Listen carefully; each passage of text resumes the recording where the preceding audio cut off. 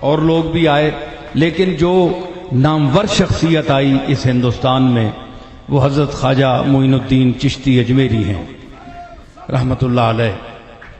آپ نے اس ہندوستان کو مزید روشناس کرایا، اور بڑی کثیر تعداد میں جن لوگوں کا یہ عام بیان ہمارے واعظین کر دیں 90 لاکھ کی تعداد کا کوئی ذکر نہیں ہے کہیں، ہم یہ کہہ سکتے ہیں کہ اکثریت کو آپ نے مسلمان کیا۔ تو ان لوگوں نے کبھی کوئی ایسا دعویٰ نہیں کیا، میں بھی ان کی تاریخ کا قاری ہوں، یہاں بڑے ذی علم مشائخ بیٹھے ہیں، علماء بیٹھے ہیں، انہوں نے کبھی کوئی ایسا دعویٰ نہیں کیا کہ آپ ہمارے ساتھ ایسا کوئی عقیدہ وابستہ کریں جو شرعاً ناجائز ہے، ہمارے ساتھ وہ چیزیں منسوب کریں جو اللہ کے ساتھ مخصوص ہیں وہ ہمارے ساتھ منسوب کریں۔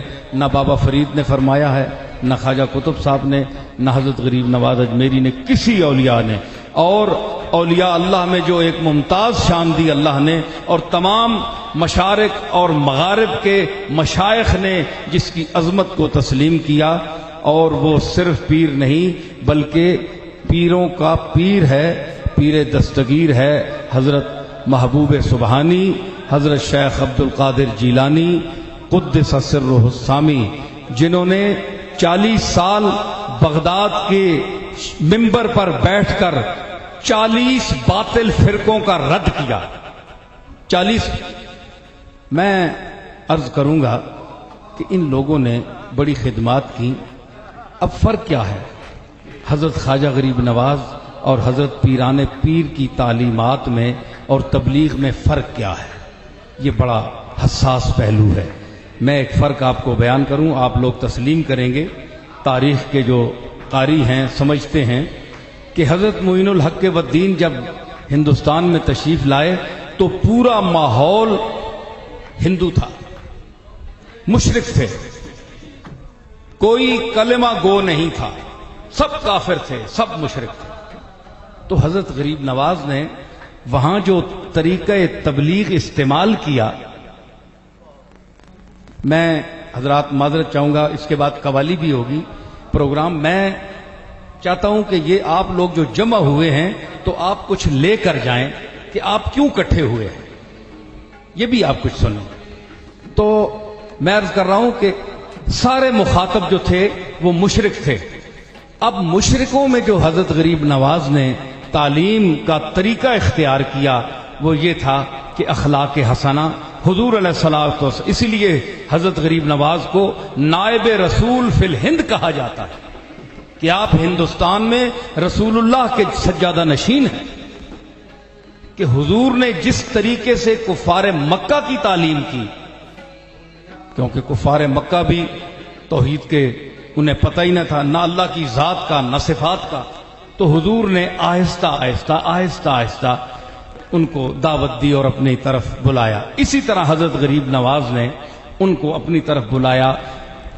یہ معذرت کے ساتھ میں علماء کی توہین نہیں کر رہا، بلکہ جس طرح آج ہم ایک برے یا بدعتی آدمی کو بھی دیکھ کر ہمارے لوگ کہہ دیتے ہیں کہ استغفر اللہ یہ مشرک ہے، یہ بدعتی، ہم اس سے تو ملنا ہی نہیں چاہتے، اس کے ساتھ کھانا تو ہم حرام سمجھتے ہیں، یہ بدعتی ہیں، گناہگار ہیں۔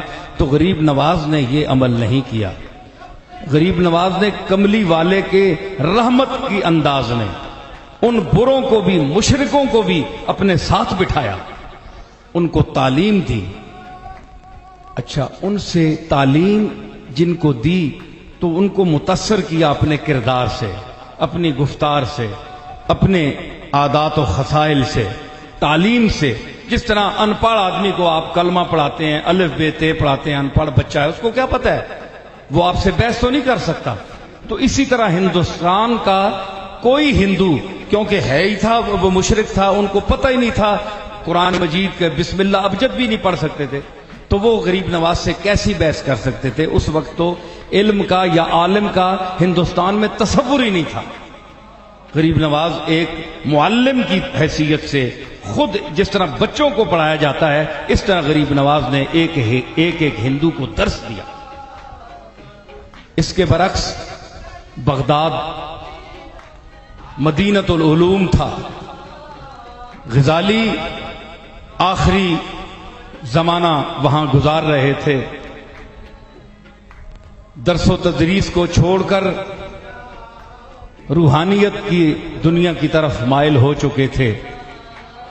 یہ جوان شیخ عبد القادر جیلانی جب وہاں پہنچے تو آپ نے تعلیم مکمل کر کے جب دیکھا تو 40 کے قریب فرقے وہاں موجود تھے. معتزلہ تھے اور دوسرے باطنی تھے اور اتنے فرقے تھے کہ ان کی عجیب عجیب ان کے عقائد ہیں اللہ کے متعلق، رسول کے متعلق، قرآن کے متعلق.